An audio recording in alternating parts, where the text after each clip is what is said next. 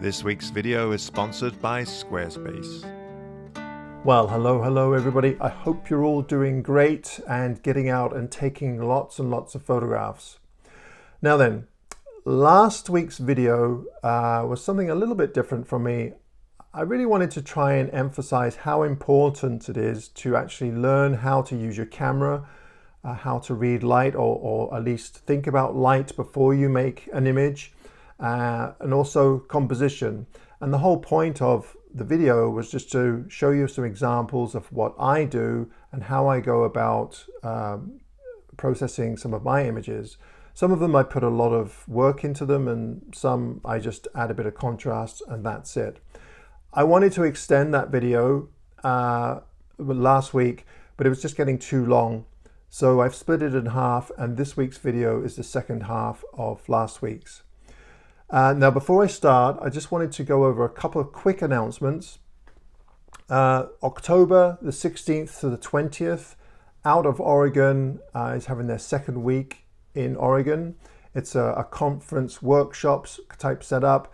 There's still quite a few spaces left, so if you're interested in that, I'll leave a link down below. Secondly, my friend Alistair Ben has come out with a new book. I know it's a real personal project for him. It's a big book. It's going to have lots and lots of photographs. I've had a quick look at the PDF and it looks absolutely fantastic. So if you're interested in Alistair's work and you want to pick up a copy, I'll also leave a link down below.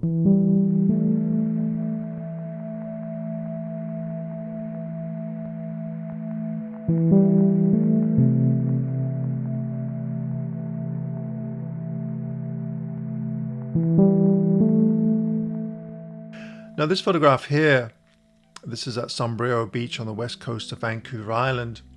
And one of the things that I wanted to illustrate is if you really want to create depth, one of the things that I will do quite often is accentuate any of the whites or the reflections in rocks and such. So you may notice that this photograph, it is a raw file, so it's quite flat. But if I bring up the whites, you'll notice that it starts to add contrast instantly. And what I'm trying to do here is bring up the whites in the reflections here. So I'll do that with a lot of my photographs rather than bringing up the highlights. See, if we go back to neutral there, just bring up the highlights don't affect the rocks at all. They just affect the sky in this instance. So the whites definitely will enhance the contrast in any of your photographs. Now, there are areas in here that I don't want to increase those the whites. And in that case, what I'll do is I'd probably bring this into Photoshop and use what's called Luminosity Masks, where I can actually pinpoint the brighter areas in the frame that I want to bring up, and I'll use those masks just to bring up those certain areas rather than a global adjustment. You can do it somewhat in Lightroom. As an example, if I wanted to just do this section here, then you could use some kind of mask. In this, we'll just use the Radial one here as an example. And if we bring up the whites just within that mask, you'll notice that the foreground is just getting brighter there and not the whole global image. So that's one thing you can do. Or if you want to get really up close and personal, you could bring in the paintbrush and just start painting some of those areas, but that's a little bit tedious. It's probably easier to do it with luminosity masks in Photoshop. So the raw file isn't far off from the finished file. It's just quite a bit brighter and has more contrast. So here is the finished file here, and you'll notice that the foreground is quite a bit brighter and more contrasty. And again, it's all to do with adding depth to this photograph. You notice that the sky hasn't changed an awful lot. It's more to do with the foreground.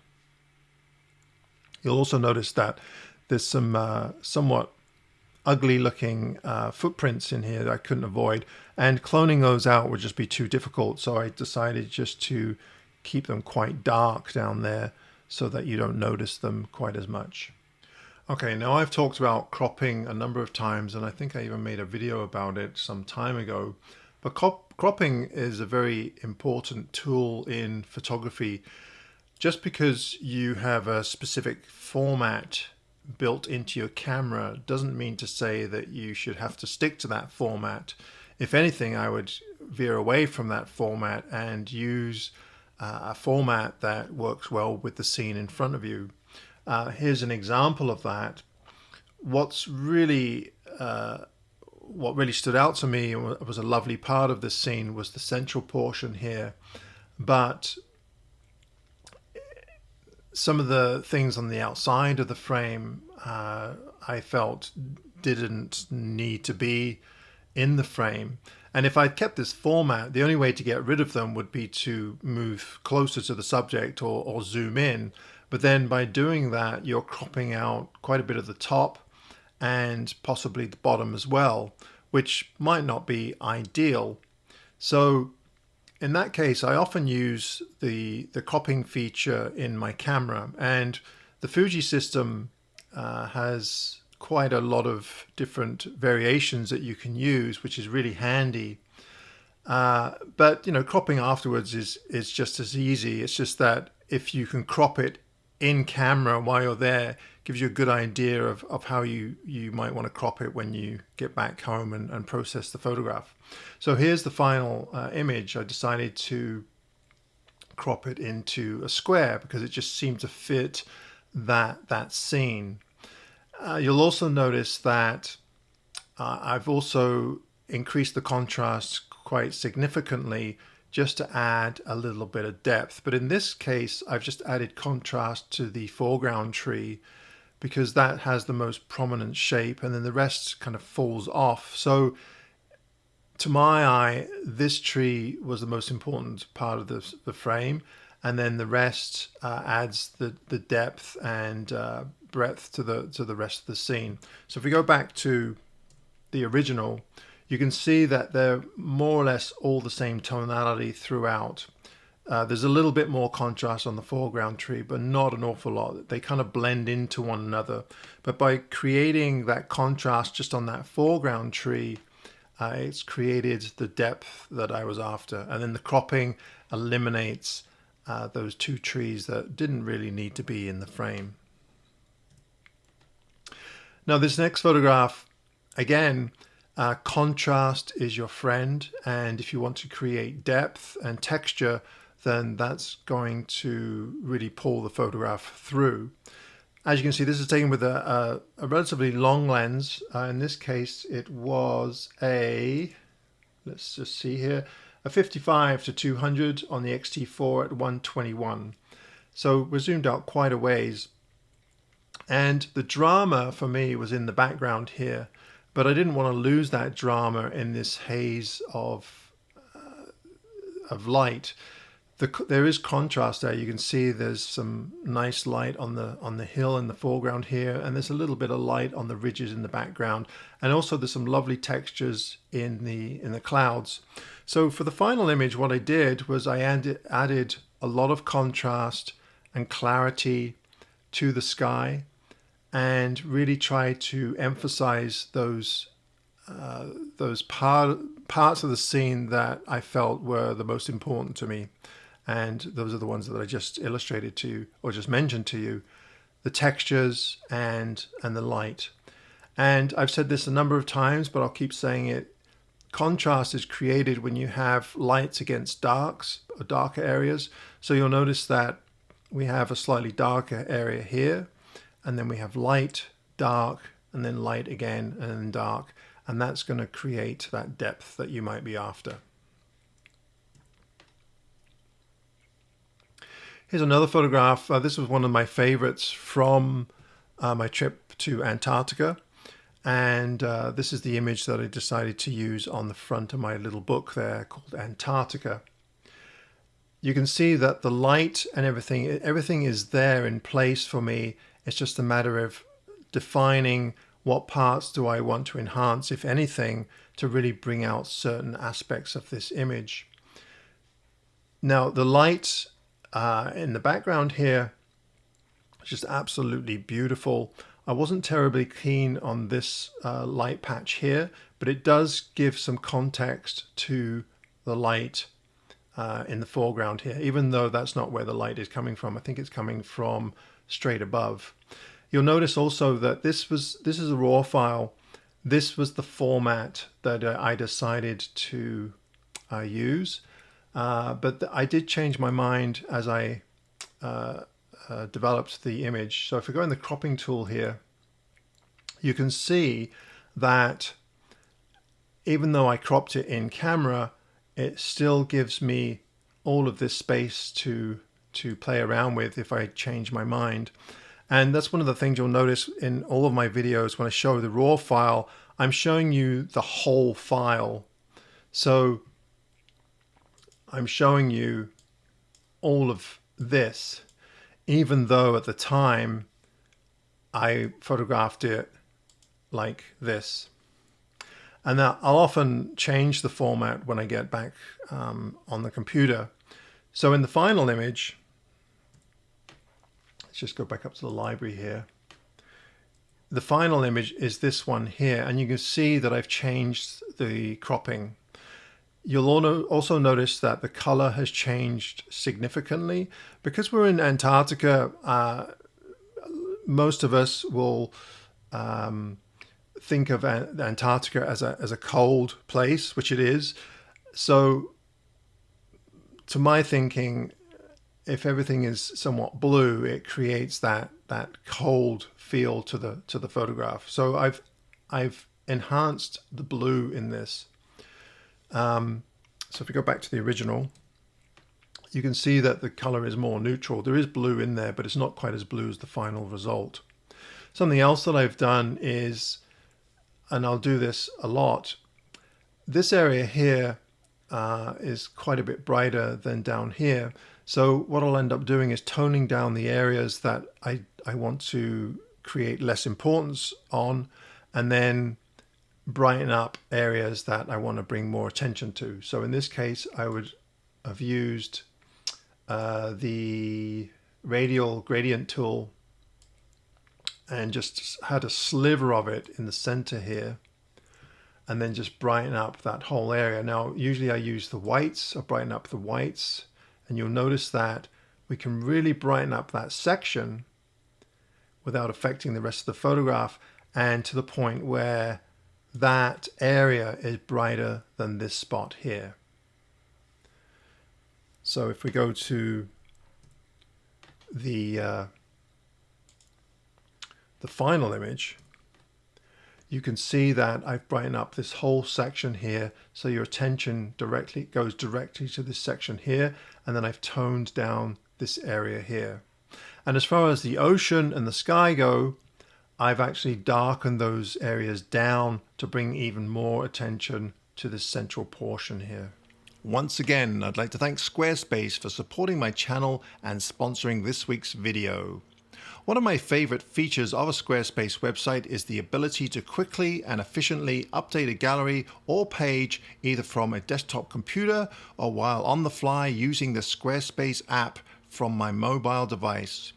Loading multiple images onto a page is quick and offers the ability to change a design or page quickly and elegantly without any coding knowledge. Want to sell your products? No problem. Setting up shop is also quick and intuitive. Sound interesting? Why not head over to squarespace.com and try it for free? And if you like what you find, use the code AdamGibbs for 10% off your first purchase. So I guess the trick is you really have to define what it is you want to say to people and what you really want to bring attention to.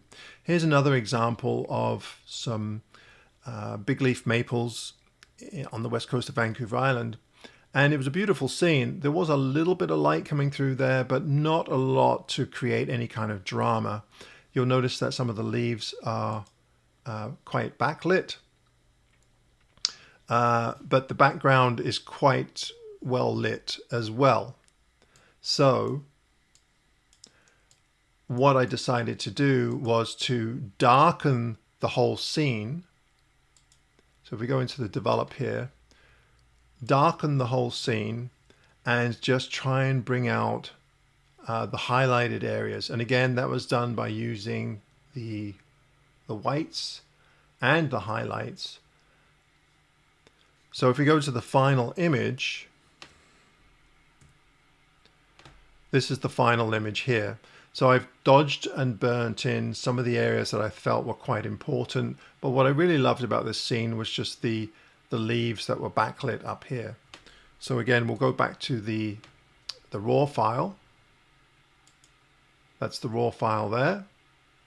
I've darkened the whole scene, and then I've brought out some of the highlights in that scene. You'll also notice that I've cloned out some of the white patches in the sky there.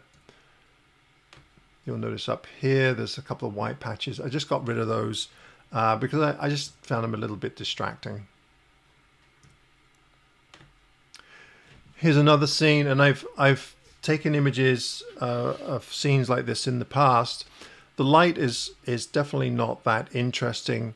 It's very busy, there's a lot going on, but there are some graphic lines in here that I really quite like.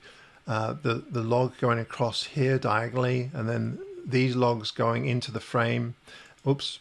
And then, of course, the vertical lines of the trees with the diagonal log here.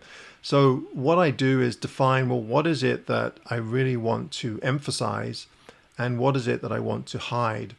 And if you notice that this here has a little bit of light on it, not an awful lot, but it does have, it's a little bit brighter than the background.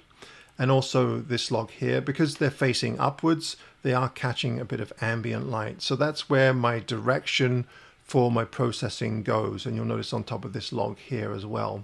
So what I'll do is I'll often use quite a bit of dodging and burning to really emphasize some of those shapes and angles. The trick is not to overdo it. So here's the final result here.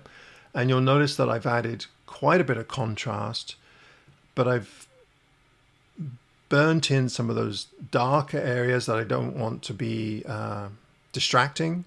And then the parts that I find to be the most interesting and to direct your eye are these diagonal lines here. And also the background here, I've almost dodged it to the point where it's there's no detail in there whatsoever.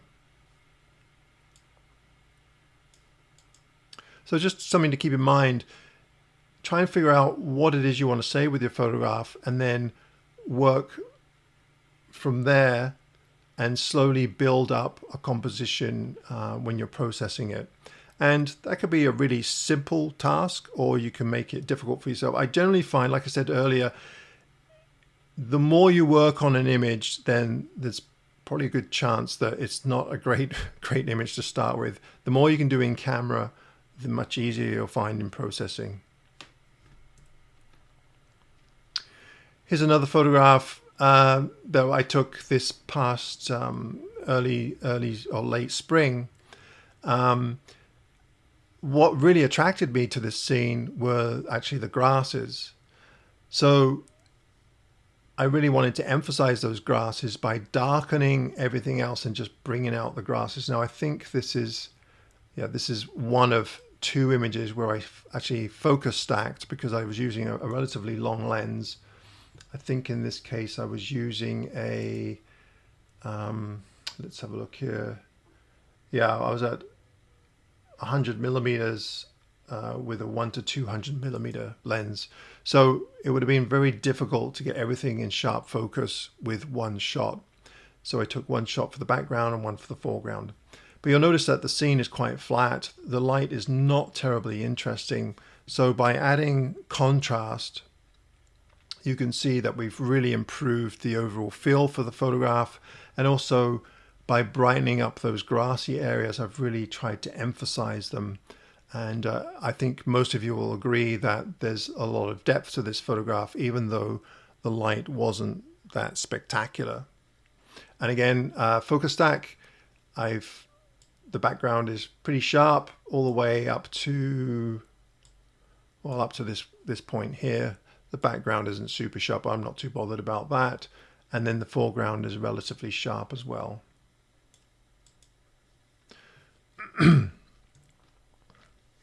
Another photograph that I really enjoyed photographing, and actually I was with my friend Brian Barnum, and we both noticed the same scene, so we both have photographs that are very similar to this. And but when it comes to processing, again, I will use the white slider to bring up the contrast. So this is the raw file. If we bring up the whites, you notice that it adds contrast and brightens it up significantly. And that was more of what I remember seeing it as, with this nice contrast and beautiful, beautiful shades of green. Now, in terms of other things that I would do to a scene like this, you'll notice that it's quite a bit brighter on the edge here than the central portion. So I would probably grab the radial gradient again. Let's just make that a bit smaller. Let's go down to 12%, something like that.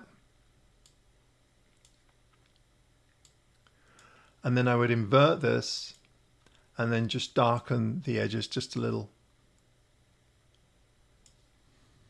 Something like that.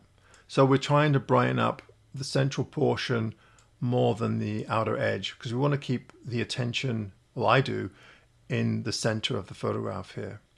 But as you can see, I don't have to do an awful lot to this photograph in terms of processing. Again, it would probably take maybe just a couple of minutes just to bring up the highlights or the whites and add contrast. So that's the raw file. And this is the final photograph here. And you can see there's not a lot of difference between the two. In this next photograph here, this was a case where the raw file actually looks better than the finished processed image. And this is something that you have to be careful of. Sometimes we can put too much effort into trying to improve something that doesn't really need improving. This is a perfect example of where there wasn't really much I had to do in processing, because the light is perfect for this scene. It was a particularly challenging day because it was sunny most of the day, but then we had a few clouds come in and it subdued that light just a little bit.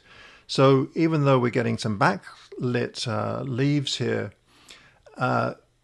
the light is subdued enough that we can still see in the shadows. If we had direct sunlight for this scene, then the shadows would just be black, and the highlights would be blown out. So this is actually the raw file here, and there isn't really anything that I need to do. Now this is the, right here, that is the finished file, and you can see that it actually has slightly less contrast. So here's the original, and here's the finished file. And what I tried to do was subdue that direct sunlight just a little bit, because I thought at the time that it was a little bit harsh, but as I look at it now, that's not the case at all. I think it's just perfect. The only thing that I did do in the final image that I would probably do if I were going to process this again was just darken down the edges just a little bit to bring more attention to the midground here. So you'll notice that in the finished file here, I've really darkened the edges around here so that your attention is more drawn to this section here. So what do I do if I want to brighten this? Well, I could reprocess this image, or I could just grab a circular radial gradient again, just put that in this section here, and then just bring up those whites ever so slightly. And you'll notice that we're just bringing up those sunlit areas, about something like that, back to the original. So if we just turn that off, This is the finished file, and this is the original file. And you can see there isn't an awful lot of difference. Now, again, in this image here, this was taken on the same day, probably moments apart. This doesn't have quite as much light going on in it. This is a bit more subdued than the last photograph. But again, the light is perfect for this subject. And this, again, is the raw file. But what I wanted to do is really emphasize those highlighted areas, especially in the ferns down here, and then some of the highlighted areas on the sides of the trees here, just again to give it depth. So if we go to the finished file here, you'll notice that I've really tried to emphasize the brightest areas of the ferns down here, and also on the sides of the trees. So we just go back to the original, that's the raw file, and pay a particular attention to this fern down here. What happens to it? We've really brought out the whites in there. And then on the side of the tree here, you'll notice that the light is quite flat and not terribly interesting. And all I've done is I've dodged that in and just brought up some of those highlights in that area to draw you in. Now, some of that you can do in Lightroom, but this particular image I brought into Photoshop and used Luminosity Masks because it just does a much nicer job. But just to kind of give you a quick and dirty idea of what I did here, we'll just grab a brush, and it's on auto mask, so we'll try and automatically just mask out the ferns here without affecting the background too much. So that didn't do a very good job. Let's just get back off on that one. All right, well, let's just try these ones here. So I've masked the ferns. And what we can do is just go to the whites and bring those up. And you'll notice that it really brings those ferns up, and you have instant contrast and depth in those areas. So it can be done in Lightroom, but it's just a bit trickier to do because there isn't as much control as, say, in Photoshop. And lastly, we have this image from San Josef Bay again, another sand pattern, but you'll notice that it's really lacking any kind of contrast. Looks quite flat. So we really need to bring that contrast up to give it depth and texture. You'll notice in the histogram here that the highlights are quite well back from the right side, and as are the shadows. So we can really stretch those out a little bit to add that contrast. Now in this case, what I would do is bring up the whites again. And if I hold down the Option on a Mac, or Alt, I believe, on PC, hold that key down, and then slide the whites, you'll notice the screen goes black, and slowly bring those up to the point where you'll see some white dots in the screen here. See those white sections? That means you're starting to clip those areas. So I'd bring it down just before you're clipping to there. And then the same with the blacks. Hold down the Option Alt key and bring the blacks down to the point where you're just starting to clog them up there. And if we release that, then all of a sudden you'll notice that we have quite a bit of contrast already by just doing or using those two sliders. And of course we can adjust this to taste. We can add more contrast by just bringing up the contrast slider. We can reduce the blue a little bit. It's a little bit too blue for my liking. And eventually you'll get to the point where you've got enough contrast just to add that little depth. So this is the raw file, and then this is the final image here. So as you can see, you don't have to be an expert in Lightroom or Photoshop. You just need to bring up the contrast in some of your images just to give them a little bit more oomph and a little bit more depth. Well, thank you ever so much, everybody, for watching this week's video. I really appreciate it. If you enjoyed the video, be sure to give me the old thumbs up. That's always appreciated. Lastly, I have a print sale on right now. It's celebrating 65,000 subscribers. The sale will go on until I reach 66,000, so maybe in another week or two, hopefully. And the prints are 11 by 14, and they're going for $44.95, including shipping worldwide. So it's a heck of a deal. Supports my channel, plus you get a piece of my work. So go check it out in the link down below. All right, till next time, bye-bye.